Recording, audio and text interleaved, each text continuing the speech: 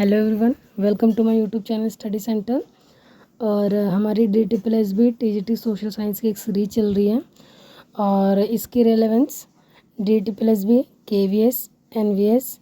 और अगर आप BPSC के लिए प्रिपेयर कर रहे हैं, BPSC में जो हमारा 6 to 8 होता है और 9th 10th होता है, क्योंकि DTPLSB का लेवल इतना होता है कि आप 9 to 10 तक के लिए प्रिपेयर कर सकते हैं। और अभी हाल ही में RPSC की भी वैकेंसी आई है, तो अगर आप इन सब चीज़ों के लिए प्रिपेयर कर रहे हैं तो उसके लिए इस सीरीज़ को क्या कर सकते हैं, प्रेफर कर सकते हैं। और ये जो वीडियो है ये बेस्ड है DTPLSB के एग्ज़ाम पर जो कंडक्ट हुआ था 9 सितंबर 2021 को, और ये पेपर पूछा गया था शिफ्ट 3 में। ठीक है, तो इसमें जो भी क्वेश्चन है वो पेपर में आए हुए क्वेश्चन हैं। उसके बाद अभी TGT के पेपर नहीं हुए हैं सोशल साइंस के, बाकी एग्ज़ाम लेना स्टार्ट कर दिया DTPLSB ने। अभी तो हमारे पास सितंबर तक क्या, ये हो सकता है कि जो हमारे पास अक्टूबर की वो आए नोटिफिकेशन, तो अक्टूबर में DTPLSB TGT सोशल साइंस के एग्ज़ाम कंडक्ट हो सकते हैं। क्योंकि आपको पता है लास्ट ईयर 2024 में हमने क्या करे थे, इसके फॉर्म भरे थे और तब तो हमारे एग्ज़ाम्स हुए नहीं।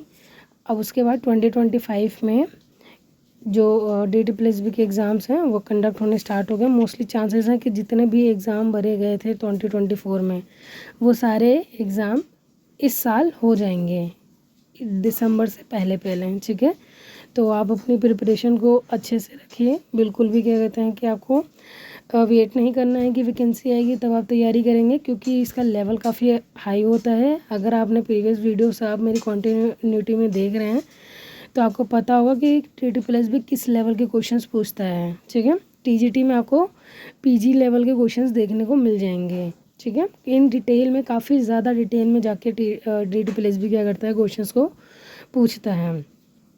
और इस सीरीज़ में मैं आपको क्वेश्चन के साथ साथ एक्सप्लेनेशन भी प्रोवाइड कर रही हूँ, वो भी इन डिटेल में, सो दैट कि अगर उससे रिलेटेड फर्दर क्वेश्चन पूछा जाता है सो आप क्या कर सकते हैं, उसे ईजिली आंसर दे सकते हैं। लेकिन बात है तैयारी करने की। अगर आप कॉन्टिन्यूटी में तैयारी करेंगे तो आपके कॉन्सेप्ट रहेंगे स्ट्रॉन्ग और आप क्वेश्चंस नहीं भूलेंगे। नहीं तो एट द मोमेंट क्वेश्चन भूल जाते हो। बहुत सारे क्वेश्चंस ऐसे होते हैं, लेट सपोज आपने वो कॉन्सेप्ट पढ़ा हुआ है, फिर वो क्वेश्चन आया है लेकिन उस कॉन्सेप्ट में आपने वो नहीं पढ़ा, लेकिन आप क्या कर सकते हैं, जो ऑप्शंस होते हैं उसको एलिमिनेट करके क्या कर सकते हैं, उसको सॉल्व कर सकते हैं। ठीक है, क्योंकि आपने ऑब्वियस सी बात है अगर उसके बारे में नहीं पढ़ा है तो जो बाकी 3 के ऑप्शन है क्या पता आप उनको जानते हो, तो आपको पता चल जाएगा कि ये 3 ऑप्शंस तो इससे रिलेटेड है नहीं।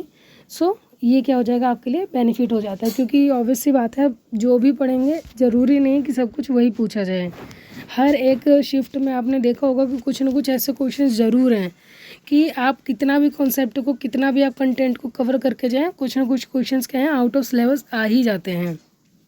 सो आपको तैयारी ऐसे रखनी है कि अगर आपको उसका आंसर नहीं पता हो, लेकिन जो 3 ऑप्शन उसने दिए हों वो आपको पता होना चाहिए, सो दैट कि आप कर सकें जो out of the boundary question आया है उसे भी आप क्या कर सकें, सॉल्व करने की कोशिश एटलीस्ट ट्राई कर सकें। ठीक है, तो वो तभी होगा जब आप कॉन्टिन्यूटी में, सबसे पहले आप क्या करना है, आपको अपना कंटेंट कवर कर लेना है फुल NCERT से। 12th तक की NCERT आप अच्छे से पढ़ लीजिए। उसमें आप जो मिडीवल एंड एंशिएंट हिस्ट्री है उसको आप छोड़ सकते हैं।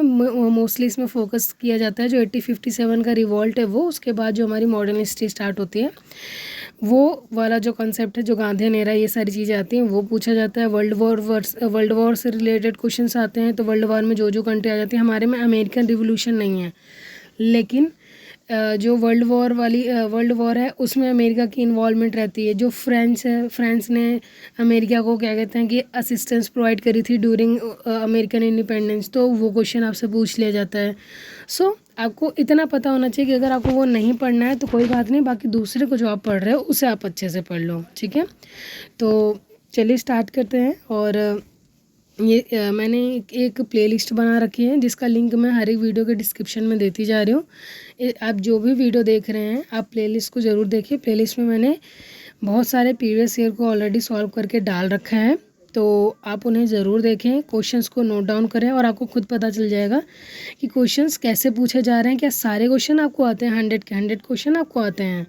और सेकेंड थिंग कि आपको पता है कि पेपर 1 होता है जो हमारा, और पेपर 2 है। अगर आप पेपर 2 में 70 to 80 मार्क्स ला रहे हैं तो आपको पता है कि हमारी कट ऑफ 130 प्लस जानी है। इतना तो आप एक्सपेक्ट करके चले कि 130 प्लस आपको मार्क्स लेकर ही आने हैं, अदरवाइज़ आपका कोई चांसेस नहीं है, ठीक है। तो अगर आप 70 to 80 लेके आ रहे हैं तो इसमें वही है कि 40 to 50 मार्क्स या फिर 50 to 60 क्या करना है, आपको स्कोर करना है। तो अगर आपका पेपर 1 अच्छा नहीं है तो कोई बात नहीं है, ये एसएससी का पेपर नहीं है कि आपको पेपर 1 के लिए ही मतलब कि प्रिपरेशन करनी है। अगर आपको मैथ्स नहीं पसंद, अगर आप सोशल साइंस के लिए प्रिपेयर कर रहे हैं, बहुत सारे लोगों को मैथ्स नहीं पसंद होगी, बहुत सारे लोगों को अच्छी लगती होगी। तो अगर मान लीजिए कुछ ऐसे आई मीन हैं कॉन्सेप्ट जो आपको नहीं पसंद होंगे, तो आपको क्या करना है, आप पेपर 2 में उसको स्कोर करिए, ताकि आपका क्या हो जाए, पेपर 1 का जो बर्डन है वो क्या हो जाए, कम हो जाए। बट आपको टारगेट लेके चलना है 130 to 140 प्लस, ठीक है। उससे कम में चांसेस ना के बराबर हैं। तो अगर आप इतना लेके चलेंगे तो ही आपके क्या हैं, मार्क्स में इंक्रीमेंट होगा और क्या कर सकते हैं, आपका सिलेक्शन होगा। और आपको ये भी पता है कि अब वैकेंसी पता नहीं कब आएगी। इस बार क्या कहते हैं 4 साल में आई थी और फॉर्म भरने के 1 साल बाद आके एग्ज़ाम्स हो रहे हैं, 1.5 साल बाद। सो आप देख लीजिए कि वैकेंसी कितनी आती हैं और आपको कैसे प्रिपरेशन करना है, ठीक है। तो चलिए स्टार्ट करते हैं हम अपनी आज की सीरीज़ को। लास्ट वीडियो में हमने क्वेश्चन नंबर 60 तक डिस्कस कर लिया था। आज हम डिस्कस करेंगे question number 61 to question number 80। Question हमारा 61 क्या कह रहा है, pre disaster stage of disaster, यानी डिजास्टर से पहले वाली जो स्टेज होती है, reduction and management is also known as PMP स्टेज, which of the following combination of steps is correct. यानी आपको पता होगा आपदा न्यूनीकरण और आपदा और प्रबंधन के पूर्व आपदा चरण को PMP चरण के रूप से भी जाना जाता है। तो निम्नलिखित में से चरणों का कौन सा संयोजन सही है। तो हमारे पास शॉर्ट फॉर्म दे रखी है, अब उसका हमें एक्सपेंडेड फॉर्म पता करना है। तो परमिशन, मैनेजमेंट, प्रिजर्वेशन। तो मुझे नहीं लगता कि आपको आपदा से किसी की परमिशन की ज़रूरत होगी। Preparedness, mitigation and prevention, provoke, monitor, precaution करना या प्रिजर्व करना, मिटिगेट करना या फिर प्लानिंग करना। तो इसका राइट आंसर क्या हो जाएगा हमारा, पहले हमें क्या करना है, तैयारी करनी है, फिर मिटिगेट करना है यानी शमन करना है, फिर प्रिवेंट करना है यानी उसमें जो हमारे आपदा आ रही है उसमें क्या करना है, रोकथाम करना है। कोशिश करनी है कि जो हमारा डिजास्टर है वो अकर ना हो, लेकिन अगर बाई चांस अकर हो जाती है फिर उसके बाद में हम क्या करेंगे, उससे कैसे बचा जा सकता है, उसके बाद इस स्टेप पे जाएंगे। लेकिन पहले जो PMP वाली स्टेज होती है, पहले हमें प्रिपेयर करना है, फिर मिटिगेट करना है, फिर उससे क्या करना है, प्रिवेंट करना है, ठीक है। ये हमारी स्टेज है किसकी, डिजास्टर मैनेजमेंट की। प्रिवेंट करना है, अवॉइड करना है रिस्क को, प्लेन लैंड यूज़ यानी जोखिम से बचाव, भूमि उपयोग नियोजन। मिटिगेट करना है, रिड्यूस करना है इम्पैक्ट को वियर स्ट्रक्चरल मेजर। सबसे पहले हमें क्या करना है, अवॉइड करना है कि ये जो डिजास्टर है वो अकर ना हो। सेकेंड, अगर हो गया बाई चांस, अब हमें क्या करना है, उसके इम्पैक्ट को कम से कम करने की कोशिश करनी है कि जो हमारे लॉसेस हों वो कितने मिनिमाइज हो सकते हैं। तो संरचनात्मक उपयोगों से प्रभाव को कम करना। फिर प्रिपेयर्डनेस यानी ट्रेन, प्लान एंड अलर्ट, प्रशिक्षण, योजना और चेतावनी। अब उसके बाद क्या करनी है, हमें क्या एक्शन करना है उस पर हमें आना है। I hope this is clear. Next question पे चलते हैं, question number 62। The national food security यानी NFC के बारे में बात हो रही है। NFC mission NFSM was launched in dash as a crop development scheme. राष्ट्रीय खाद्य उद्यान सुरक्षा मिशन डैश में क्या कहते हैं, हमने क्या करा था, डेवलप करा था फसल विकास योजना के रूप में।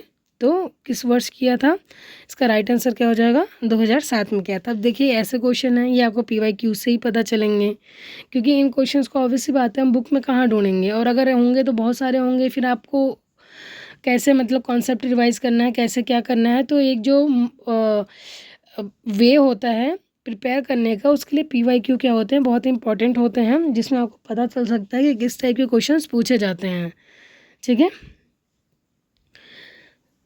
चलते हैं हमारे नेक्स्ट क्वेश्चन पर। तो सबसे पहले देखो, national food security mission was launch October 2007 as a crop development scheme by government of India.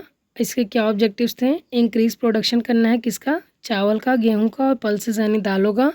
Enhance करना है प्रोडक्टिविटी को और सॉइल फर्टिलिटी को भी, यानी जो सॉइल की उर्वरकता है उसको भी बढ़ाना है और जो हमारा खाद्यान्न है उसकी भी प्रोडक्टिविटी बढ़ानी है। सस्टेनेबल एग्रीकल्चर होना चाहिए और इम्प्रूव करना है फार्म लेवल इनकम को। It was initiated under 11th 5 year plan. जो हमारे 11th 5 ईयर प्लान था, वो आपसे पूछ सकता है नेक्स्ट टाइम कि 11th 5 ईयर प्लान किससे रिलेटेड है, किस ईयर में आया है, ठीक है। Later expanded to include coarse, cereals and commercial crops को भी हमने इंक्लूड कर लिया, लाइक कॉटन, जूट और शुगर कैन को। जो कमर्शियल क्रॉप्स होते हैं जिन्हें सिर्फ बेचने के लिए उगाया जाता है, उन्हें भी हमने क्या कर लिया है, ऐड कर लिया है। तो ये है हमारा हिंदी में। सो राष्ट्रीय खाद्य सुरक्षा मिशन की शुरुआत अक्टूबर 2007 में भारत सरकार द्वारा फसल विकास के रूप में हुआ था और गेहूं, चावल, दालों के उत्पादन में वृद्धि और टिकाऊ कृषि को बढ़ावा, मिट्टी की उर्वरकता को बेहतर बनाना, ये सब क्या थे, इसके कुछ लक्ष्य थे। नेक्स्ट क्वेश्चन है हमारा question number 63। Which of the following correctly defines the economic development, यानी इनमें से कौन है जो आर्थिक विकास को सही से बताता है। साइज़ ऑफ पॉपुलेशन, मतलब कि कंट्री की पॉपुलेशन कितनी है, और साइज़ ऑफ आउटपुट यानी कितना उसमें आउटपुट आ रहा है। साइज़ ऑफ आउटपुट प्लस में इकोनॉमिक वेलफेयर यानी आउटपुट भी और आर्थिक कल्याण भी, या साइज़ ऑफ पॉपुलेशन प्लस में साइज़ ऑफ इनकम। सो आपको पता होगा कि जो हम इकोनॉमिक डेवलपमेंट हमारा कौन अच्छे से प्रिपेयर करता है कि हमारा कंट्री का कितना आउटपुट है और हम कितना इकोनॉमिक वेलफेयर कर रहे हैं। ये किस पे डिपेंड करता है, हमारे इकोनॉमिक डेवलपमेंट पे। इससे पता चलता है कि हमारी इकोनॉमिक कैसे डेवलप हो रही है, ठीक है। सो अगर हम इकोनॉमिक डेवलपमेंट की बात करें तो economic development is a process by which country improve the economic wellbeing and quality of life of its people. तो जैसा मैंने आपको बताया था, इकोनॉमिक डेवलपमेंट में सारी चीज़ें ऐड होती हैं। इसमें तो आपको जो हमारी पब्लिक है, जो हमारी पॉपुलेशन है, उसकी लाइफ को भी हम कैसे इन्हेंस कर सकते हैं, उसको कैसे अच्छी बना सकते हैं, ये भी क्या होता है, हमारे आर्थिक विकास में आता है। ओके, और ये क्या है, क्वांटिटेटिव ग्रोथ है, लाइक इंक्रीज इन जीडीपी, और क्वालिटेटिव इंप्रूवमेंट है, like better health care, education, income और डिस्ट्रीब्यूशन। यानी ये क्वांटिटेटिव और क्वालिटेटिव दोनों हैं, ठीक है। सो इसके क्या है, कुछ की फीचर्स हैं, जैसे स्ट्रक्चरल चेंज, संरचनात्मक परिवर्तन, कृषि में उद्योग और सेवा क्षेत्र की ओर संक्रमण करना, ह्यूमन डेवलपमेंट मानव विकास से रिलेटेड है, इकोनॉमिक ग्रोथ इनकम ग्रोथ होनी चाहिए, पॉवर्टी को रिड्यूस करना यानी गरीबी को कम करना, और सस्टेनेबिलिटी यानी सततता एक बनाए रखना ताकि हमारे पर्यावरण में भी संतुलन बना रहे। ये नहीं कि ह्यूमन बींग्स या पॉपुलेशन को अच्छा करने के चक्कर में हम जो हमारी इन्वायरमेंट है उसको एकदम से ही हार्श तरीके से ट्रीट करें और उसका क्या कर जाएं, उसको अच्छे से डिस्ट्रॉय कर दें, ठीक है। तो हर एक चीज़ में क्या करना है, बैलेंस बना के चलने को ही क्या बोलते हैं, इकोनॉमिक डेवलपमेंट बोलते हैं। और लास्ट प्रीवियस वीडियो में economic development economic growth question आया था, उसे मैंने आप लोगों के साथ अच्छे से डिस्कस कर रखा है। चलते हैं नेक्स्ट क्वेश्चन पर। तो ये हमारे सबसे पहले इंडिकेटर्स देख लीजिए, GDP per capita income, human development index, literacy rate, life expectancy, poverty rate. ये कुछ इंडिकेटर्स हैं जो क्या करते हैं, इकोनॉमिक ग्रोथ को इंडिकेट करते हैं कि हमारी इकोनॉमिक ग्रोथ कैसी हो, इन पर डिपेंड करती है। नेक्स्ट क्वेश्चन है हमारा, per capita income of a country is derived bye, यानी पर कैपिटा इनकम कैसे निकलती है, प्रति व्यक्ति आय। तो multiply total saving with total population. तो कुल बचत को क्या करना है, कुल जनसंख्या से गुना कर देना है, तो हमारी क्या हो जाएगी, प्रति व्यक्ति आय निकल के आ जाएगी।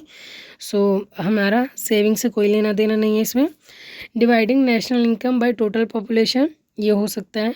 Multiplying total production with total population, नहीं। Divide total expenditure with total income, तो एक्सपेंडिचर और सेविंग का तो इसमें कोई रोल ही नहीं होता। इसका राइट आंसर क्या हो जाएगा, जो हमारे कंट्री की टोटल इनकम है उसे हम क्या करते हैं, टोटल पॉपुलेशन से डिवाइड करते हैं, तो हमें ये पता चल जाता है कि प्रति व्यक्ति की आय कितनी, यानी पर कैपिटा इनकम जो कंट्री की, लेट्स सपोज अगर मेरी इनकम है तो ऐसे डिवाइड की जाएगी, ठीक है।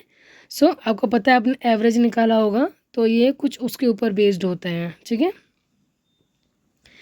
सो फॉर्मूला है हमारा, टोटल नेशनल इनकम को डिवाइड कर देना है टोटल पॉपुलेशन से, और टोटल नेशनल इनकम क्या होती है, include all earning in country like wages, profit, rents etcetera. तो ये क्या होता है, हमारी नेशनल इनकम होती है, यानी देश के सभी आय शामिल होते हैं, जैसे वेतन, लाभ, किराया, देश में जितने भी इनकम जनरेट हो रही है वो सारे क्या होते हैं, हमारे नेशनल इनकम का पार्ट होते हैं। और टोटल पॉपुलेशन आपको पता ही है, वो सारे पर्सन जो एक कंट्री में रिसाइड करते हैं या फिर हो सकता है कि उसकी नेशनैलिटी को उनके पास होती हैं, ठीक है। तो जैसे एवरेज इनकम पर पर्सन निकल के आ जाते हैं, उसे हम क्या बोलते हैं, पर कैपिटा इनकम बोलते हैं, ठीक है। नेक्स्ट क्वेश्चन हमारा question number 65। Foreign trade can make manifold contribution to growth, which of the following statement is correct regarding the role of foreign trade in economic development. तो विदेशी व्यापार विकास में कई गुना योगदान दे सकता है। आर्थिक विकास में विदेशी व्यापार की भूमिका के बारे में निम्नलिखित में से कौन सा कथन सही है। तो हम क्या कर रहे हैं, यहाँ पर विदेश के साथ व्यापार कर रहे हैं, तो उसका क्या होता है, हमारे इकोनॉमिक डेवलपमेंट में एक पॉजिटिव इम्पैक्ट देखने को मिलता है। तो इसमें से कौन सा पूछ रहा है, हमारा सही है। तो पहला है, it increase domestic workers welfare, यानी जो हमारे घरेलू कामगार होते हैं उनको कल्याण को बढ़ाता है। It helps the complete reduction of poverty in all the developing countries, यानी क्या करता है, सभी विकासशील देशों में जो गरीबी होती है उसको पूरी तरह हटा देता है। सो इसका राइट आंसर क्या हो जाएगा, ओनली फर्स्ट, यानी जो हमारे जैसे लेट्स सपोज अगर हम किसी बाहर कंट्री के साथ ट्रेड कर रहे हैं, सो क्या होगा कि हमारे में क्या होगा कि जैसे अब हमें प्रोडक्शन की ज़रूरत पड़ेगी, तो ऑब्वियस सी बात है कि जो पर्सन हमारे कंट्री के अनएम्प्लॉयड हैं उन्हें हो सकता है एम्प्लॉयमेंट मिले, एक अच्छी सी उनकी लिविंग स्टैंडर्ड में थोड़ा बहुत इम्प्रूवमेंट आए। तो क्या हो सकता है कि जो डोमेस्टिक वर्कर्स होते हैं उनका वेलफेयर होता है। लेकिन ये कह देना कि ये पॉवर्टी को एकदम से ही रिड्यूस कर देता है, ये बिल्कुल क्या है, गलत बात है, क्योंकि पॉवर्टी को एकदम से रिड्यूस नहीं किया जा सकता, ठीक है, अनटिल और अनलेस कि गवर्नमेंट जो खुद की कंट्री की होती है इसको ख़त्म करने के लिए खुद ही बहुत सारे मेजर्स ना उठाए। और डेवलपिंग कंट्री में तो ये प्रॉब्लम रहती ही है, ठीक है, क्योंकि डेवलपिंग कंट्री समटाइम्स क्या होती है, पॉपुलस होती है, तो वहाँ पे हर एक पर्सन को अपॉर्चुनिटी मिलना, पॉवर्टी डिक्रीज़ करना, इसमें क्या होती है, गवर्नमेंट को बहुत ही ज़्यादा प्रॉब्लम्स आती हैं, ठीक है। सो आई होप इतना आपको क्लियर हो गया होगा। नेक्स्ट क्वेश्चन है हमारा question number 66। The unorganised sector in an economy is characterised by, यानी जो अर्थव्यवस्था में असंगठित क्षेत्र होते हैं डैश की विशेषता होते हैं। अब्सेंस ऑफ सोशल सिक्योरिटी की, यानी सामाजिक सुरक्षा का अभाव होता है। टोटल गवर्नमेंट कंट्रोल होता है उन पे, या फिर हाई पेमेंट करते हैं, या फिर हाई प्रोडक्टिविटी सिंड्रोम होता है, यानी उच्च उत्पादकता सिंड्रोम होता है। तो ऑब्वियस सी बात है, गवर्नमेंट का कंट्रोल कैसे होगा जब वो क्या है, अनऑर्गेनाइज सेक्टर है, और हाई पेमेंट और हाई प्रोडक्टिविटी से इनका कोई लेना देना है नहीं। तो अब्सेंस ऑफ सोशल सिक्योरिटी होती है। आपको पता है कि अगर आप लेट सपोज ये शेयर परचेज़ कर रहे हैं या कुछ भी करने जा रहे हैं, तो आप देखेंगे कि वो कंपनी क्या लिस्टेड है या नहीं है, ठीक है। अगर आप कोई भी प्रोडक्ट परचेज़ करते हैं तो आप पहले देखते हैं कि इस कंपनी की रेटिंग क्या है, ट्रस्टवर्दी है या नहीं है। और आपने ये भी देखा होगा कि अगर कोई कंपनी है लेट सपोज, तो वो अपने मतलब कि बैच के पीछे सारी चीज़ें अपनी जो भी रिक्वायरमेंट्स होती है उनको ऐड करके चलते हैं, उनको मतलब कि कहाँ से उन्होंने पास करवाया, क्या क्या प्रोसेस यूज़ करा है, क्या क्या मटेरियल यूज़ करा है, किन किन चीज़ के लिए, वो सारी चीज़ें क्या करती हैं, वो मेंशन करते हैं। लेकिन अनऑर्गेनाइज सेक्टर में नहीं होता है, ठीक है। सो नेक्स्ट क्वेश्चन हमारा, moral suasion is a dash technique of credit control. तो नैतिक दमन क्या है, एक साख नियंत्रण की कौन सी तकनीक है, क्वालिटेटिव टेक्निक है या फिर क्वांटिटेटिव, यानी गुणात्मक या फिर मात्रात्मक। सो इसका राइट आंसर क्या हो जाएगा, हमारा जो मोरल सुएशन है वो क्या है, क्वालिटेटिव टेक्निक है, ओके। सो मोरल सुएशन के बारे में अगर हम पता करें तो एक ऐसी रणनीति होती है जिसमें क्या होता है, विशेष रूप से केंद्रीय बैंक यूज़ करता है किसी व्यक्ति या संस्था के व्यवहार को प्रभावित करने के लिए नैतिक और नैतिक मूल्यों की अपील होती है। तो आपको पता चल गया, जहाँ पे नैतिक या मॉरल्स आ गए वो क्या हो जाते हैं, हमारे लिए क्वालिटी हो जाती है। क्वांटिटी में हम हमेशा मनी की टर्म्स में देखते हैं। सो इसके यूज़ क्या होता है, नॉन कोर्सिव, यानी गैर बाध्यकारी, कोई कानूनी दबाव नहीं, केवल नैतिक आग्रह होता है। यूज़ बाय सेंट्रल बैंक, केंद्रीय बैंक यूज़ करता है, जैसे आरबीआई। वर्बल परसुएशन यानी मौखिक आग्रह होता है, बैठक और पत्रों द्वारा सार्वजनिक भाषणों के माध्यम से किया जाता है। प्रमोट एथिकल बिहेवियर यानी नैतिक व्यवहार को बढ़ावा देता है। ठीक है, सो यहाँ पे आपको मोरल सुएशन भी क्लियर हो गया होगा। अगर आपको ये चीज़ें पता चलती जाएंगी तो फिर मैंने आपको अभी स्टार्टिंग में बात बताई थी कि अगर आपको 3 ऑप्शन पता है तो 4th वाला ऑप्शन ही क्या होगा, आपका राइट आंसर होगा, भले ही आपको उसके बारे में नहीं पता है। तो ये हमारी क्या है, टेक्निक्स होती हैं क्वालिटेटिव और क्या होती हैं क्वांटिटेटिव। ठीक है, इसमें वॉल्यूम ज़्यादा देखा जाता है। नेक्स्ट क्वेश्चन है हमारा question number 68। Which of the following is not a money market instrument, यानी इनमें से कौन सा मुद्रा बाजार का एक साधन नहीं है। सर्टिफिकेट डिपॉजिट, प्रमाण पत्र जमा करना, ट्रेजरी बिल्स, कमर्शियल पेपर्स और बॉन्ड्स। तो आपको पता ये तीनों क्या है, हमारे मनी मार्केट के इंस्ट्रूमेंट्स हैं। तो और आई गेस बॉन्ड्स हमारा क्या है, मनी मार्केट का इंस्ट्रूमेंट नहीं है, क्योंकि बॉन्ड्स क्या करता है, गवर्नमेंट द्वारा इशू किया जाता है। ठीक है, तो ये एज अ डिवेंचर होता है, लोन होता है। और बाकी सर्टिफिकेट डिपॉजिट, ट्रेजरी बिल्स और कमर्शियल पेपर जो होते हैं हमारे, वो क्या होते हैं, मनी मार्केट के इंस्ट्रूमेंट्स होते हैं। सो मनी मार्केट क्या होता है, शॉर्ट मनी मार्केट के इंस्ट्रूमेंट होते हैं शॉर्ट टर्म, हाईली लिक्विड होते हैं फाइनेंशियल इंस्ट्रूमेंट, यानी शॉर्ट टर्म का टाइम पीरियड होता है और इन्हें आप क्या कर सकते हैं, हाईली लिक्विडिटी होती है, यानी तुरंत ही आप क्या कर सकते हैं, इनको कैश में कन्वर्ट कर सकते हैं। ठीक है, तो उनको क्या बोलते हैं, मनी मार्केट के इंस्ट्रूमेंट्स बोलते हैं। ये रेगुलेट कौन करता है, मोस्टली आरबीआई करता है। तो ट्रेजरी बिल हो गया हमारा, जो गवर्नमेंट ऑफ इंडिया करती है। कमर्शियल पेपर्स कॉरपोरेट्स करते हैं, 7 डेज से लेके 1 ईयर का इसका टेन्योर होता है। सर्टिफिकेट डिपॉजिट बैंक करती हैं, 7 दिन से 1 साल का होता है। Repurchase agreement bank and RBI करता है, ओवरनाइट और 14 डेज़ का इसका क्या होता है, टेन्योर होता है। बैंकर्स एक्सेप्टेंस कमर्शियल बैंक्स करते हैं, 30 से 180 दिन का होता है। और कॉल मनी होती है बैंक द्वारा, जो 1 से लेके 14 दिन की टाइम पीरियड के लिए होती है। तो ये क्या होते हैं, शॉर्ट डेट टेन्योर के लिए होते हैं। जैसा कि आप देखेंगे तो सारे ऑलमोस्ट विद इन 1 मंथ में क्या हो जाते हैं, आप कैश में कन्वर्ट कर सकते हैं, इसलिए इनको क्या बोला जाता है, हाईली लिक्विड बोला जाता है। Which measure of money supply is known as monetary base, मुद्रा आपूर्ति के माप को मौद्रिक आधार के रूप में किसे जाना जाता है। तो मॉनेटरी बेस किसको बोलते हैं, M0 को बोलते हैं। सो अगर हम थोड़ा डिस्कस करें तो व्हाट इज़ M0 यानी मॉनेटरी बेस क्या होता है, ऑल्सो कॉल्ड रिजर्व मनी और हाई पावर मनी, इसे हम रिजर्व मनी या हाई पावर मनी भी कहते हैं। करेंसी इन सर्कुलेशन, जो प्रचलन में मुद्रा होती है, जनता के पास नोट और सिक्के, केंद्रीय बैंक के पास रखे हुए, वाणिज्य बैंकों में नगद व भंडार जैसे आरबीआई, और वाणिज्य बैंकों का केंद्रीय बैंक में जमा, ये सारे क्या होते हैं, M0 में ऐड होते हैं। और मैंने आपको काफ़ी बार M1 M2 सारी चीज़ें बता रखी हैं, बट स्टिल मैं यहाँ पे फिर से आप लोगों के साथ डिस्कस कर रही हूँ। तो M0 तो हमारी हो गई क्या, करेंसी, और जो बैंक रिजर्व है वो M1 होता है, M0 को इंक्लूड करेगा, और डिमांड डिपॉजिट को अदर डिपॉजिट विथ आरबीआई, ये क्या होती है, हमारी नैरो मनी होती है। आपसे ब्रॉड मनी पूछेगा तो आप M3 को लगाएंगे कि M1 इंक्लूड होता है, उसके बाद टाइम डिपॉजिट विद बैंक्स होते हैं। और वेरी ब्रॉड मनी कौन सी होती है, M4 होती है, जो क्या होती है, M3 को भी इंक्लूड करेगी। उसके बाद total deposit with post office जो होते हैं उनको भी क्या करती है, ये इंक्लूड करती है। तो आपसे ये चीज़ें पूछ ली जाती है कि इनमें से ब्रॉड मनी कौन सी है, नैरो मनी कौन सी है, और मॉनेटरी बेस वाला क्वेश्चन। सो आप इसके लिए प्रिपेयर रहेंगे, ये चारों चीज़ें आपको पता रहेंगी तो आप इजीली क्या कर सकते हैं, सॉल्व कर सकते हैं। तो इससे रिलेटेड यही क्वेश्चन आएगा, तो आपको ये टेबल याद रखनी है। नेक्स्ट क्वेश्चन है question number 17।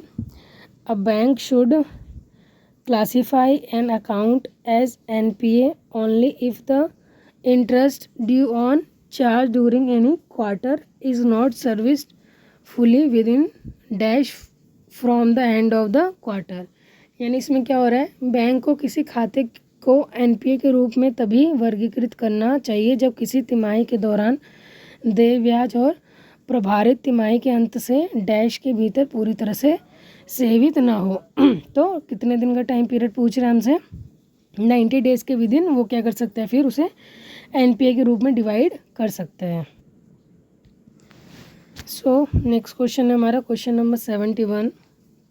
On the basis, और ये क्वेश्चन जिनके मैं एक्सप्लेनेशन नहीं प्रोवाइड करा रही हूँ, मोस्टली क्वेश्चंस ऐसे हैं जिन्हें हम पहले डिस्कस कर चुके हैं, तो आप प्रीवियस वीडियो ज़रूर देखिए। ऐसा नहीं है कि मैंने कुछ क्वेश्चंस को छोड़ दिया, उनका मैंने एक्सप्लेनेशन प्रॉपर नहीं प्रोवाइड करा। तो कुछ क्वेश्चंस हैं जो बहुत ही ज़्यादा इंपॉर्टेंट है, जिन्हें मुझे लगता है कि आप भूल जाएंगे, उनका मैं एक्सप्लेनेशन जो है कॉन्टीन्यूटी में रख रही हूँ। लेकिन कुछ क्वेश्चंस ऐसे हैं जिन्हें मैंने काफ़ी अच्छे से 2-3 बार करा रखा है, तो उन्हें मैं बार बार नहीं करा रही हूँ। On the basis of Indian constitution which of the following statement is correct regarding the union state relationship. यहाँ पे सेंटर और स्टेट रिलेशनशिप के रिगार्डिंग कौन सा हमारा सही है। तो union has power to protect the state from external aggression, यानी संघ के पास राज्यों को बाहरी आक्रमण से बचाने की शक्ति होती है। लेट्स सपोज यूनियन यानी कंट्री है हमारी इंडिया, और इसमें जो स्टेट्स हैं जैसे यूपी, यूके, ये सारे हमारे क्या हैं, स्टेट्स हैं। तो इसमें मतलब कि जो डिफेंस है, जैसे हमें क्या करना है, लेट्स सपोज कि कल को ऑब्वियसली बात है अरुणाचल प्रदेश है जो हमारा, वो चाइना के पास है। तो चाइना हमेशा क्या करते हैं, कोशिश करता है कि वो उसे क्या कर सके। चाइना हो गया, सॉरी अरुणाचल प्रदेश हो गया, जम्मू कश्मीर हो गया, आपको ये वाले रीजन लद्दाख वाले, इनमें आपको पता है हमेशा कन्फ्लिक्ट चलते रहते हैं हमारे जो नेबरिंग कंट्रीज़ हैं। तो इनको एक्सटर्नल अग्रेशन से प्रोटेक्ट करने की जो जिम्मेदारी है वो किसकी है, सेंटर की है। और दूसरा, union has power to protect state from internal disturbance, यानी एक्सटर्नल से भी प्रोटेक्ट करना है और क्या करना है, इंटरनल जो डिस्टर्बेंस होते हैं। लेट्स सपोज आपको पता होगा कि इंटरनल में भी बहुत सारे प्रॉब्लम्स अराइजेज हो जाते हैं, कभी कम्युनिटी को लेकर, कभी रेस को लेकर। तो ये कुछ इंटरनल, कभी रिलीजन से रिलेटेड प्रॉब्लम्स जो होते हैं इंटर स्टेट्स अराइजेज हो जाती हैं। तो ये पूछ रहा है क्या दोनों को ही सॉल्व करना हमारे सेंटर का जिम्मेदारी है या फिर क्या है, पावर है। तो देखते हैं इसका राइट आंसर क्या हो जाएगा। बोथ हमारा क्या हो जाएगा, स्टेटमेंट जो भी गिवन है। तो जो यूनियन है आपको पता है, ये हमने क्या लिया है कि डिवाइड करेंगे पावर को विद स्ट्रॉन्ग सेंटर। ये हमने कहाँ से लिया हुआ है, कनाडा के कॉन्स्टिट्यूशन से लिया है कि हमने हर एक स्टेट्स में सारी पावर तो डिवाइड कर दी है, बट जो मेन पावर होता है, जो बाद में अंतिम में किसकी बात सुनी जाएगी, हमारे सेंटर की बात सुनी जाएगी। तो सेंटर क्या होता है, स्ट्रांग होता है हर एक मामले में, ठीक है। सो नेक्स्ट क्वेश्चन है हमारा question number 72। Which of the following is not a statutory body in India, यानी निम्नलिखित में से कौन भारत में वैधानिक निकाय नहीं है।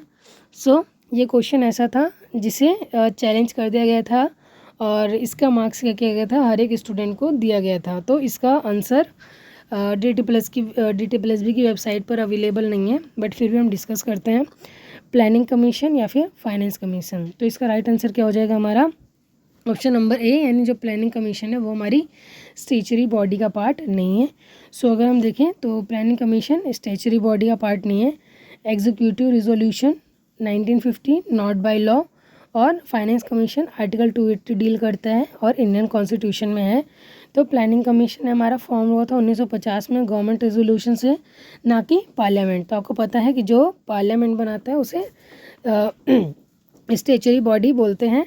और ये क्या है, रिप्लेस किया गया था नीति आयोग से 2015 में रिप्लेस कर दिया गया था। और फाइनेंस कमीशन जो है वो कॉन्स्टिट्यूशनल बॉडी है जो आर्टिकल 280 में आती है, ठीक है।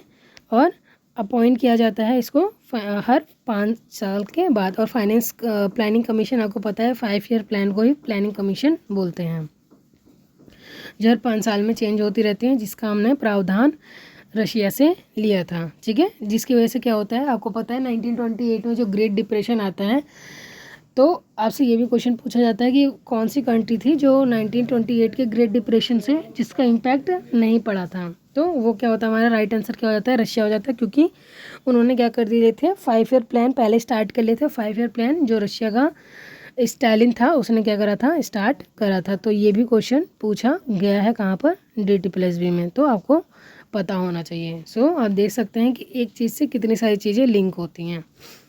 सो चलते हैं नेक्स्ट क्वेश्चन पर, question number 73। Every 5 years the dash appoint a finance commission. तो हर 5 साल बाद कौन है जो फाइनेंस कमीशन को यानी वित्त आयोग की नियुक्ति करता है, president of India, prime minister of India, finance minister of India या फिर वाइस प्रेसिडेंट ऑफ इंडिया।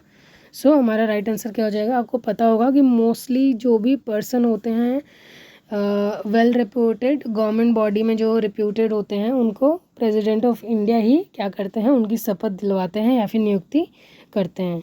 सो यहाँ पे मैं कुछ बता देती हूँ, जैसे किन किन को प्रेसिडेंट ऑफ इंडिया अपॉइंट करते हैं और कौन सी वो रोल प्ले करते हैं, और उनके आर्टिकल्स मैं आपको बता देती हूँ। तो प्राइम मिनिस्टर को भी प्रेसिडेंट ऑफ इंडिया अपॉइंट करते हैं, ये हेड ऑफ गवर्नमेंट होते हैं, क्योंकि आपको पता होगा कि हमारे में प्राइम मिनिस्टर को हेड माना जाता है, ठीक है। और आर्टिकल 75 डील करता है इसमें। काउंसिल ऑफ मिनिस्टर जो होते हैं एंड एडवाइस होते हैं, और एडवाइसर होते हैं कौन से, प्राइम मिनिस्टर के। आर्टिकल 75 इनसे भी रिलेटेड है। गवर्नर्स ऑफ स्टेट, उनको भी कौन अपॉइंट करता है, हमारे प्रेसिडेंट करते हैं, जो आर्टिकल 155 में है। और इनका रोल क्या होता है, कॉन्स्टिट्यूशनल हेड्स ऑफ स्टेट। जैसे हमारे कंट्री के प्रेसिडेंट स्टेट होते हैं, लेकिन रन कंट्री करती है पीएम द्वारा, तो वैसे ही स्टेट में जो गवर्नर होते हैं वो हेड होते हैं और रन होती है सीएम द्वारा। चीफ जस्टिस ऑफ इंडिया यानी सुप्रीम कोर्ट के जो जजेस होते हैं, और तो उनको भी कौन अपॉइंट करता है, प्रेसिडेंट करते हैं। आर्टिकल 124 में इसकी रिगार्डिंग बात की गई है। और ये क्या होते हैं, जुडिशरी लीडरशिप होते हैं। हाई कोर्ट के जजों को भी प्रेसिडेंट अपॉइंट करते हैं। स्टेट लेवल जुडिशरी आर्टिकल 217 इसके बारे में बताता है। फाइनेंस कमीशन जो मेंबर होते हैं, ये फिजिकल फेडरलिज्म बॉडी होती है और 280 में डील करती है। और अटॉर्नी जनरल ऑफ इंडिया, इनको भी हमारे प्रेसिडेंट अपॉइंट करते हैं। ये चीफ लीगल एडवाइज़र होते हैं, और आर्टिकल 76 क्या करता है, इनसे डील करता है, ठीक है। और जो सीएजी होते हैं, ऑडिट अथॉरिटी होती है इनके पास, आर्टिकल 148। चीफ इलेक्शन कमिश्नर जो होते हैं, उन्हें इनका इलेक्शन ओवरसाइट्स होता है, आर्टिकल 324 में। Chairman member of UPSC recruitment body होती है, आर्टिकल 316 में। Inter state council coordinate between states, article 263 में। और एडमिनिस्ट्रेटर ऑफ यूनियन टेरिटरी, जो एग्जीक्यूटिव हेड होते हैं यूटीज़ के, उनको भी एग्जीक्यूटिव पावर होती है, ठीक है। सो आई होप यहाँ तक आपको क्लियर होगा। नोट्स ज़रूर बनाइएगा। नेक्स्ट क्वेश्चन है हमारा question number 74। Which of the following commission set up by central government was associated with the centre state relationship in India, यानी केंद्र सरकार द्वारा स्थापित निम्नलिखित आयोग में से कौन सा भारत में केंद्र राज्य संबंधों से जुड़ा हुआ है। AK Mathur commission, Khosla commission, Sarkaria commission, या फिर कानपुर कमीशन। तो इसका राइट आंसर क्या हो जाएगा, सरकारिया कमीशन, ठीक है। और जैसा कि मैंने अभी आपको बताया, ऑप्शन को आपको क्वेश्चन बना सकता है और क्वेश्चन को आपको ऑप्शन बना सकता है, तो आपको अच्छे से पता होना चाहिए। तो जो AK माथुर कमीशन था, ये 2014 में आया था। किस लिए, रिव्यू करने के लिए recommendation salary structure for central government. तो सेंट्रल गवर्नमेंट के जो एम्प्लॉयज़ हैं, उनके सैलरी स्ट्रक्चर से रिलेटेड था, जो कि क्या करता है, 7th पे का करता है। लेकिन अब क्या कर दिया है, इसको बढ़ा के 8th पे भी कर दिया गया है। तो एक और आपके लिए रीज़न बन गया है कि आप किस लिए इसकी तैयारी अच्छे से करें, क्योंकि 8th पे कमीशन लगते ही आपकी सैलरी में काफ़ी अच्छा इंक्रीमेंट देखने को मिल सकता है, ठीक है। और जो खोसला कमीशन था वो 1970 में आया था। Investigate the death of Subhash Chandra Bose related conspiracy theory. तो आपको पता है सुभाष चंद्र बोस की एक मिस्टीरियस डेथ हुई थी, तो उसके लिए क्या किया गया था, इस कमेटी को बिठाया गया था, या फिर इस कमीशन को लाया गया था। सरकारिया कमीशन 1983 में आया था। सो क्या करता है, एग्जामिन करता है सेंट्रल स्टेट के रिलेशनशिप को, और सजेशन देता है कि इम्प्रूवमेंट हो सके इनके रिलेशन के बीच में। तो ये क्या है, हमारे के जजेस हैं। और Kanpur commission, no specific national level commission found by name. तो ऐसा कोई कमीशन नहीं है। बाकी इन तीनों कमीशंस को क्या करेंगे, आप अच्छे से याद कर लेंगे कि ऐसा नहीं है कि आपसे इस बार सरकारिया पूछा है तो नेक्स्ट टाइम आपसे खोसला और AK माथुर नहीं पूछेगा। और आपको इनके रीज़न भी पता होने चाहिए, ईयर भी पता होने चाहिए। और आई डोंट थिंक कि आपसे जजेस के बारे में पूछ सकता है, लेकिन आप एक बार देख के चले जाएंगे। वैसे ये तो नेम जो है कमीशन से ही लिंक करता रहेगा। नेक्स्ट क्वेश्चन हमारा question number 75। Which of the following is symbol of Telugu Desam party, यानी जो तेलुगु देशम पार्टी है उसका सिंबल क्या है, कार, बाइसिकल, स्कूटर, या फिर ट्रक। तो हमारा राइट आंसर क्या हो जाएगा, बाइसिकल क्या है, हमारा तेलुगु देशम पार्टी का लोगो है। तो देखते हैं हम थोड़ा सा अदर पार्टीज़ के लोगोस को देख लेते हैं। तो जो हमारा भारतीय जनता पार्टी है उसका लोगो क्या है, लोटस है, ठीक है। इंडियन नेशनल कांग्रेस का हैंड है। आम आदमी पार्टी का ब्रूम यानी झाड़ू है। बहुजन समाजवादी पार्टी का एलिफेंट है। और कम्युनिस्ट पार्टी ऑफ इंडिया जो है, जो मार्क्सिज्म पे बेस्ड थी, ये किस पे है, हैमर। और इसका क्या है, सिकल इसका है, यानी हथौड़ा। और जो सिकल यूज़ करते थे हम जो गांव में वो घास वगैरह काटने के लिए यूज़ करते हैं, एग्जैक्ट मुझे मीनिंग नहीं याद आ रही अभी। और नेशनलिस्ट कांग्रेस पार्टी, इसका क्या है, क्लॉक है। ये कांग्रेस पार्टी से अलग हुई थी जब सोनिया गांधी को कांग्रेस सोच रही थी पीएम बनाने के लिए, तो उस टाइम पे क्या करती है, ये पार्टी फॉर्म होती है। नेशनल पीपल्स पार्टी, इसकी क्या है, बुक है। नेक्स्ट है हमारा ऑल इंडिया तृणमूल कांग्रेस, ये फ्लावर एंड ग्रास है, ये वेस्ट बंगाल की पार्टी है और आपको पता होगा कि ये ममता बनर्जी की पार्टी है। समाजवादी पार्टी बाइसिकल है। और राष्ट्रीय जनता दल हरिकेन लैंप है। शिवसेना बो एंड एरो, जो कि महाराष्ट्र की पार्टी है। द्रविडियन मुनेत्रा खजागम, ये कहाँ है, राइजिंग स्टार, तमिलनाडु की पार्टी है। Telugu Desam party bicycle. So यहाँ पे आप देख सकते हैं स्वराजवादी पार्टी और तेलुगु देशम पार्टी दोनों की क्या है, सेम है। और ये तेलुगु देशम पार्टी किसकी है, आंध्र प्रदेश की पार्टी है। शिरोमणि अकाली दल हमारा वेटिंग स्केल है, जो कहाँ की है, पंजाब की पार्टी है। सो आई होप यहाँ पर आपको क्लियर हो गया होगा अच्छे से पार्टीज़ और उनके जो सिम्बल्स हैं। अब which of the following pair type of political party and name of political party is correct. So यहाँ पे पूछ रहा है कि टाइप के बारे में पूछ रहा है कि नेशनल लेवल की है या स्टेट लेवल की है। सो नेशनल पार्टी हमारी communist party of India, state level की पार्टी है आम आदमी पार्टी, स्टेट लेवल की पार्टी है ऑल इंडिया तृणमूल कांग्रेस, या फिर नेशनल लेवल की पार्टी है हमारा Indian national Congress. So option देखते हैं कौन सा सही होगा, that is first, second and fourth क्या है हमारा right answer. It means first जो है हमारा national party, communist party national level की है, आम आदमी पार्टी भी नेशनल लेवल की है। वो पार्टियां जो एक स्टेट से दूसरे स्टेट में भी जाके अपने पॉलिटिक्स के जो एजेंडा हैं उनको करती हैं, तो वो क्या हो जाती हैं, नेशनल लेवल की पार्टीज़ हो जाती हैं। और ऑल इंडियन तृणमूल कांग्रेस जो है वो भी नेशनल लेवल की पार्टी है। बाकी इंडियन नेशनल कांग्रेस तो आप सबको ही पता है कि पहली पार्टी है अपने इंडिया की, जो इंडिपेंडेंस से पहले बनी हुई थी 1985 में। एओ ह्यूम ने इसको बनाया था। इसको फाउंडिंग फादर भी एओ ह्यूम को बोला जाता है। नेक्स्ट क्वेश्चन है हमारा question number 77। Which of the following region parties is mainly associated with southern India. तो इसमें कौन सा क्षेत्रीय दल मुख्य रूप से दक्षिण भारत से जुड़ा हुआ है। तो अभी जस्ट मैंने जो आपको बताया था एक्सप्लेनेशन, ये क्या हो जाएगा, उसके लिए काफ़ी हेल्पफुल हो जाएगा। द्रविड़ा मुनेत्रा खजागम, आम आदमी पार्टी, समाजवादी पार्टी, शिरोमणि अकाली दल। तो ये क्या हमारे नॉर्थ इंडिया की पार्टी है और ये हमने देखा था तमिलनाडु की पार्टी है। और तमिलनाडु क्या है, हमारे इंडिया के साउथ में आता है। तो हमारा राइट आंसर क्या हो जाएगा, ऑप्शन नंबर ए हमारा क्या हो जाएगा राइट आंसर। ठीक है, नेक्स्ट क्वेश्चन है हमारा क्वेश्चन नंबर 78।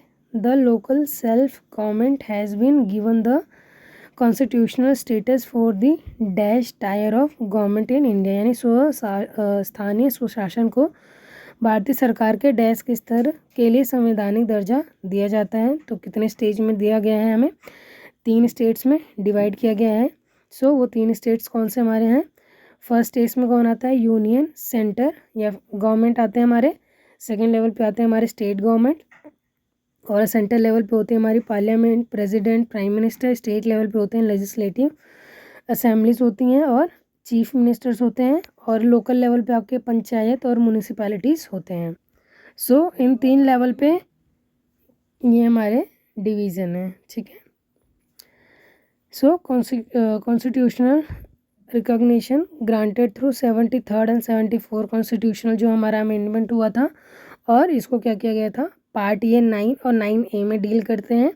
और अगर हम शेड्यूल की बात करें तो शेड्यूल 11 और 12 में भी इनको ऐड किया गया था कॉन्स्टिट्यूशनल अमेंडमेंट 73 एंड 74 से, जो कि इसमें हुआ था 1992 में हुआ था। और पार्ट भी आप याद रखेंगे, पार्ट भी पूछ लेता है। तो पार्ट 9 डील करता है जो लोकल लेवल की गवर्नमेंट होती हैं, पंचायत और म्यूनिसिपैलिटी। नेक्स्ट क्वेश्चन है हमारा question number 79। Which of the following states do not have a bicameral house. तो इसके बारे में मैंने आपके साथ बहुत बार डिस्कस कर रखा है। और मैंने आपको ये भी बताया था कि हमारे पास सिर्फ ऐसे 6 स्टेट्स हैं जिनमें बाइकैमल हाउस है। तो आप सिर्फ उनको याद कर लीजिए। बाकी क्या हो जाएगा आपका राइट आंसर हो जाएगा। तो ऑप्शन है हमारे पास उत्तर प्रदेश, कर्नाटका, सिक्किम और बिहार। तो जो बाई कैमरल लेजिस्लेचर है वो हमारे उत्तर प्रदेश में है, कर्नाटका में है और बिहार में है। तो हमारा राइट आंसर ऑब्वियस सी बात है जो बचा हुआ है सिक्किम हो जाएगा। आपको कभी भी दो ऐसे स्टेट्स तो नहीं देगा जो क्या कहते हैं कि जिसमें नहीं होगा। सो ये मैंने आपको बताया रखा है 6 स्टेट्स के बारे में। सो नेक्स्ट क्वेश्चन है हमारा क्वेश्चन नंबर 80, जो कि क्या है हमारा आज का लास्ट क्वेश्चन है। In India which are the following urban local body is created by separate act of state government for the administration of small town. यानी भारत में निम्नलिखित में से कौन सा शहरी स्थानीय निकाय छोटे शहरों के प्रशासन के लिए राज्य सरकार के लिए एक अलग अधिनियम द्वारा बनाया गया है। टाउन एरिया कमेटी को, टाउनशिप को यानी बस्तियों को, कंटेनमेंट बोर्ड को, छावनी बोर्ड को या फिर म्यूनिसिपैलिटीज़ को यानी नगर पालिका को। तो इसका राइट आंसर क्या हो जाएगा? ऑप्शन नंबर ए हमारा क्या हो जाएगा right answer. So urban local body created by और पर्पस क्या है इनका बनाने का? तो town area committee separate act of state legislature administration करता है स्मॉल टाउन्स को। म्यूनिसिपैलिटी स्टेट म्यूनिसिपल एक्ट से बना था मीडियम साइज टाउन और सिटीज़ को। Municipal corporation state municipal act से ये भी बना था large cities and metropolitan area को इसका क्या करना है सर्व करना पर्पस होता है। और नोटिफाइड एरिया जो कमेटी होती हैं ये गवर्नमेंट नोटिफिकेशंस होते हैं फास्ट डिलीवरिंग और ट्रांजिशनल एरियाज़ के लिए। ठीक है, सो आई होप यहाँ तक आपको क्लियर हो गया होगा। हमने आज के 80 क्वेश्चंस मतलब 20 क्वेश्चंस को डिस्कस कर लिया है। नेक्स्ट वीडियो में हम क्वेश्चन नंबर 81 से क्वेश्चन नंबर 100 तक डिस्कस करेंगे, जिसमें आपकी 10 क्वेश्चन आपको मोस्टली पॉलिटी से देखने को मिलेंगे। बाकी यहाँ से भी आपने देखा होगा कि पॉलिटी के क्वेश्चन स्टार्ट हो गए थे और जो लास्ट के 10 क्वेश्चन होते हैं वो हमारे यहाँ कहाँ से आते हैं? पेडागोजी से क्वेश्चंस आते हैं। बाकी अगर आपको कुछ भी डाउट होता है तो आप कमेंट बॉक्स में ज़रूर मेंशन करेंगे सो दैट कि आपको उसका सॉल्यूशन प्रोवाइड किया जाए। और तैयारी आपको कॉन्टिन्यूटी में रखनी है, बिल्कुल भी नहीं छोड़ना है, बिल्कुल भी वेट नहीं करना है नेक्स्ट नोटिफिकेशन का कि नोटिफिकेशन आएगा सो दैट आपका एग्ज़ाम होगा। तो ऐसा बिल्कुल नहीं करना है। लेट्स सपोज अगर आपका एग्ज़ाम विदिन 1 मंथ कर दिया तो आप कैसे प्रिपेयर करेंगे? सो अभी आप तैयारी कॉन्टिन्यूटी में रखिए क्योंकि एग्ज़ाम्स कंडक्ट हो जाएंगे और अच्छे से एग्ज़ाम देना है। बाकी क्वेश्चंस आप ज़रूर ट्राई करते रहिए, वीडियो को 2 से 3 बार देखिए ताकि जो क्वेश्चन है कॉन्सेप्ट है आपको अच्छे से लर्न हो जाए। और मैंने अभी आपको बोला कि अगर पेपर 1 आपका स्ट्रॉन्ग है तो भी पेपर 2 आपको अच्छे से प्रिपेयर करना है। लेकिन अगर पेपर 1 में आप अच्छे नहीं हैं तो पेपर 2 आपको ज़रूर ही अच्छा करके जाना है सो दैट कि आपका क्या हो सके जो पासिंग क्राइटेरिया है एटलीस्ट उसमें आपका नाम आ सकें। सो ही आपकी जॉब लगेगी। ठीक है, तो मिलते हैं नेक्स्ट वीडियो में नेक्स्ट 20 क्वेश्चन के साथ।